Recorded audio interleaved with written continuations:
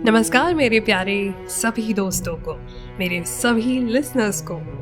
आप सब कैसे हैं? आशा करती हूँ आप हमेशा की तरह बहुत खुश होंगे। तो चलिए, आप सभी का स्वागत है मेरे पॉडकास्ट सीरीज दी वंडरस नारी में, मेरे यानी आपके अपने अदिति के साथ।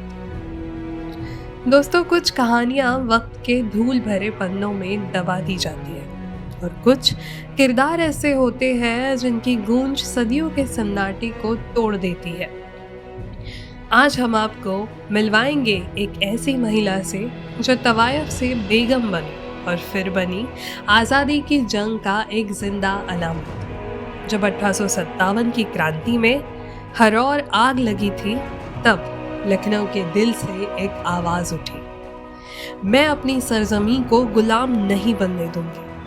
ये कौन थी? ये थी बेगम हजरत महल। और आज हम दी वंडरस नारी पॉडकास्ट सीरीज में इन्हीं की कहानी सुनने वाले हैं। तो चलिए इस कहानी की शुरुआत करते हैं।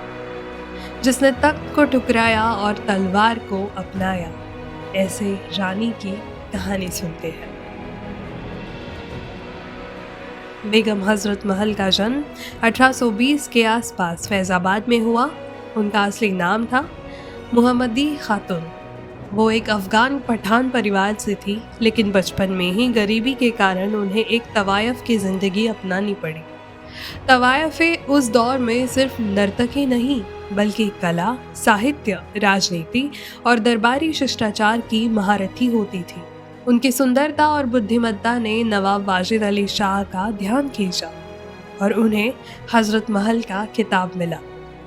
पर असली कहानी तो अब शुरू होती है। 1856 में ब्रिटिश ईस्ट इंडिया कंपनी ने डॉक्ट्रिन ऑफ लैप्स के जरिए अवध की रियासत हड़प ली। नवाब वाजिद अली शाह को कलकत्ता निर्वासित कर दिया गया। लखनऊ तख्त खाली था और सत्ता को गुलाम बनाने की कोशिश चालू थी।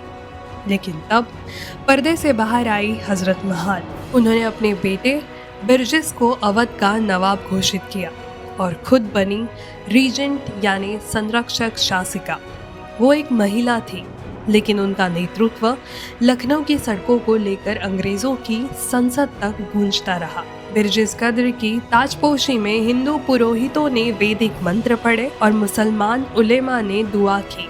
आज़ादी का ऐसा समर्पण उस दौर में दुर्लभ था। 1857 की पहली जंग आज़ादी में बेगम हजरत महल ने अवध को क्रांति का केंद्र बना दिया। अंग्रेज़ों की सेना को लखनऊ में टिकने नहीं दिया। दिलखुशा गार्डन, आलम बाग और केसर बाग, ये सब जगहें उनकी रणभूमि बनी। उन्होंने छापामार युद्ध, किलेबंदी और गुप्त सूचना तंत्र का ऐसा इस्तेमाल किया कि अंग्रेज हिल गए। A woman lead the rebel with more foresight than our finest generals। यानी एक औरत हमारे सबसे बेहतरीन जनरल से बेहतर रणनीति बना रही है। अंग्रेजों को तब समझ में आया। अंग्रेज आखिरकार भारी तोपों के साथ लौटे। बेगम हजरत महल को 1858 में लखनऊ छोड़कर नेपाल भागना पड़ा। नेपाल की सीमा पर पहले उन्हें रोका गया, लेकिन जब वहां के राजा ने उनकी वीरता की कहानियां सुनी तो उन्हें काठमांडू में शरण दी गई। वहीं गुमनामी और एग्जाइल में 1879 में उनका निधन हो गया।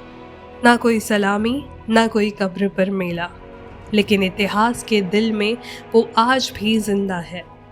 बेगम हजरत महल ने हमें सिखाया कि औरत सिर्फ मोहब्बत की मूरत नहीं होती, वो क्रांति की लौ भी बन सकती है।